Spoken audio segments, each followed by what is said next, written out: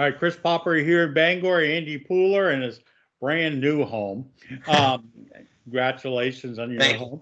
Andy Pooler, of course, the longtime Ellsworth girls basketball coach. And coach, we're taping this January 18th. Tomorrow night, the first night that the Ellsworth girls play.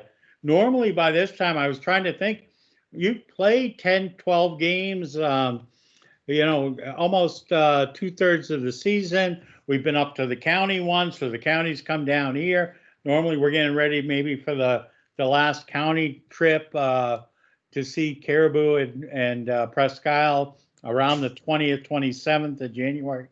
But COVID has just upended everything. So we're finally, thank God, going to have our first basketball game tomorrow.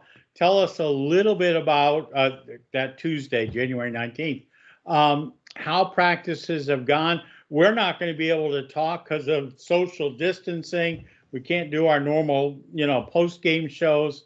So we're going to try this. We're going to try this with your father, God willing, our father-in-law. And, it's all very strange. It is. It's obviously very unprecedented. The last 4 or 5 weeks have been, they've gone really well, and it's kind of started off really, really slow, touch and go. We were going a couple nights a week, kind of not knowing what the plan was going to be, but more of just getting kids involved.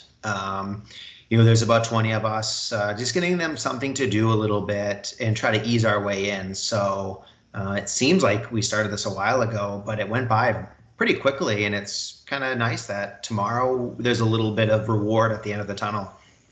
I know, there was all skills and drills, and it was kind of everybody was in 3 or 4 person pods, and now you're able to actually practice with the full team. Yeah, and I kind of liked those first few weeks of the skills and drills, which was kind of nice, where you could kind of get back to some of the stuff that you miss, because what do we usually have, 2.5 weeks from Thanksgiving to kind of ramp up. We got preseason games. You do miss a lot of just sort of slow it down. You can kind of get to know your players again a little bit instead of jumping into your team stuff. You can sort of strip it down and work individually a little bit with them, and I think that has shown throughout the preseason, and it's been kind of a nice change. You have a veteran team, though. I mean, you don't have any freshmen on your team. You've got a couple sophomores that had quite a bit of playing time last year, and you're a very senior-laden team. It is. So you have the same group back, which I think it has been good, where you're not having to reteach stuff in this weird environment that we're in. We can kind of roll the balls out a little bit, and they know what to do, which has been nice. And they're such a tight-knit group where it was important to get back to do some more of this team stuff. And they were ready after those first couple weeks of skills and drills, just because they've been through it and they're ready. They're chomping at the bit. And like I said, they're such a close group. They're tight. They all hang out together. I don't know if I can say that. I don't know if I say that, but socially distant. They're kids, and so they've done everything they need to do. They've been smart.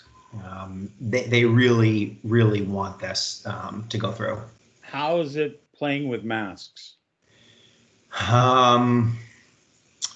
Different. It's different, and it is one of those things where they've been very, very good about them. They do change them out quite often. We'll have a handful of them where halfway through practice, they'll switch it out. They've tried different ones to see what will work for them.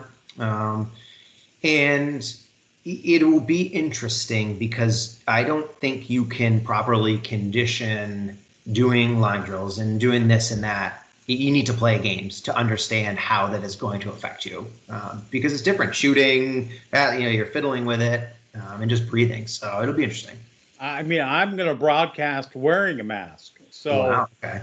It's all going to be very interesting. And of course, with the fact that There's no band, there's no fans. It's the players, the officials, me up in my corner. But I'm concerned that my voice is going to boom throughout the gym, and I think we're going to have to. Everybody's going to learn. I think the first couple of games, it's going to be, not the golf commentary, but we're going to have to bring it down a level or two. So it could be battling voices between you, myself, and Winchester back and forth. See who can be the loudest by not even trying. So Hampden, it's a bigger school coming down. That's going to be an interesting rivalry. And it's really that whole going back to the Big East, the way it used to be many years ago. Absolutely. Yeah, I remember in high school, I mean, we were playing Hampden in baseball and basketball. It was, BAPS was A at the time. So you were getting, Bangor was coming down to play baseball. So you're sort of getting some of these older teams again.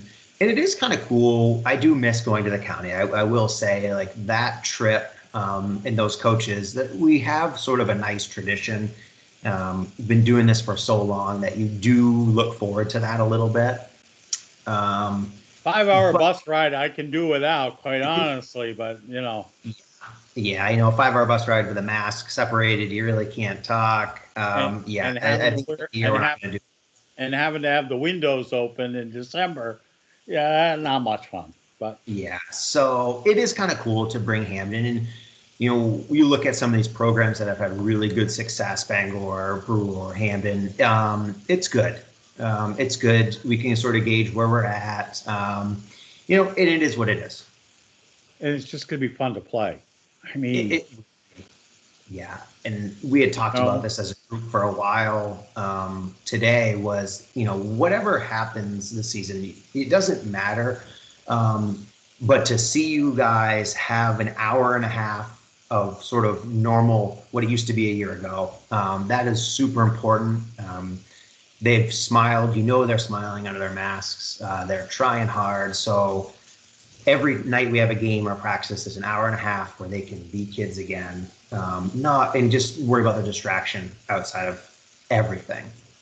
Yeah, no doubt. And I mean, the key thing is that we need the community to continue to wear your mask. This is so important for the kids, and that whole let them play. But the only reason, or the only way that everyone's going to be able to continue to play is if the community wears their masks, washes their hands, maintains social distance. I mean, everything we've heard about for 10 months ad nauseum, you've got to just continue, because we want to get through winter sports. We want to maybe be able to go football. We definitely want to get the spring sports in, and all of that's just going to be possible if the Hancock County, Penobscot County stay green, and we've got to maintain those lower levels. And everyone's just so beat up now with the whole pandemic.